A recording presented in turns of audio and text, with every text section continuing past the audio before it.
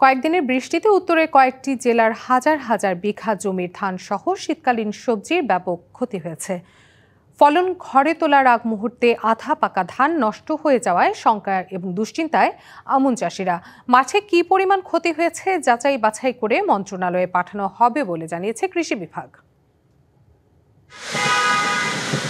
3 দিন ধরে টানা বৃষ্টি সঙ্গে ঝড়ো হাওয়া, বৈরী আবহাওয়ার কারণে ব্যাপক ক্ষতি হয়েছে নাটোরের বিভিন্ন উপজেলার কয়েকশো হেক্টর জমির ফসলের। ঝড়ো হাওয়ায় রোপা আমন ধান নুয়ে পড়েছে পানিতে। এছাড়া পেঁয়াজ ও রসুনের ক্ষেত ডুবে নষ্ট হয়েছে ফসল। সামনে যেসব ফসল রোপণের কথা রয়েছে তাও পিছিয়ে যাওয়ার শঙ্কা দেখা দিয়েছে। এমন পরিস্থিতিতে হতাশ কৃষক। আমাদের কৃষকের দুরবস্থা, এখন কৃষকেরা দিশাহারার মতো হয়েছে। তা আমাদের যে লাভের আশা করেছিলাম, লাভের আশা তো দূরে থাক, আমাদের লসের পাল্লায় পড়ে গেছি। দমকা বাতাস আর বৃষ্টিতে দিনাজপুরে মাঠে থাকা আমন ধান ও আলুর ব্যাপক ক্ষতি হয়েছে। মাঠে পানি জমে থাকায় নষ্ট হচ্ছে আলু। ফসল কাটার আগ মুহূর্তে এমন বৈরী আবহাওয়ায়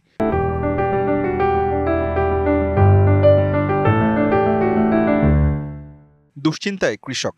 জমে থাকা পানি বের করে দেওয়ার পরামর্শ কৃষি কর্মকর্তাদের। ধানের কাছে তো শুধু সব জায়গা 5-6 বিঘা আমার শুধু গিয়েছে সব জায়গা। আলু হয়তো পানি লাগিয়া আলু পচি যাবেই আলু।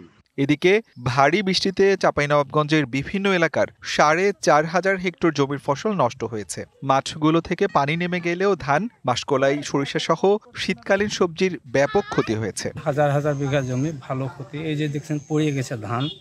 যে মাসকলাই, তারপরে সরিষা, এই পেঁয়াজ, রসুন, এগুলা আমরা আইঘর করে লাগাইছিলাম, বলেছিলাম, এগুলো সব কিছুই আপনার ক্ষয়ক্ষতি হয়ে গেছে। বৃষ্টির কারণে রবি মৌসুমের চাষাবাদে দেরি হতে পারে। কৃষককে সব ধরনের সহায়তার আশ্বাস দিয়েছে কৃষি সম্প্রসারণ অধিদপ্তর। চাঁপাইনবাবগঞ্জ জেলাতে গড়ে 191 মিলিমিটার বৃষ্টি হয়েছে এবং চাঁপাইনবাবগঞ্জ সদরে সর্বোচ্চ 260 মিলিমিটার বৃষ্টি হয়েছে।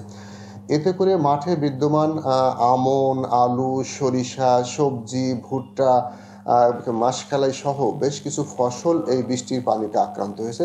ভারী বৃষ্টিতে অনেক বাড়িঘর ডুবে আছে, ভেঙে গেছে রাস্তাঘাট, সেতু, কালভার্ট। আসিফ খান, ডিভিসি নিউজ।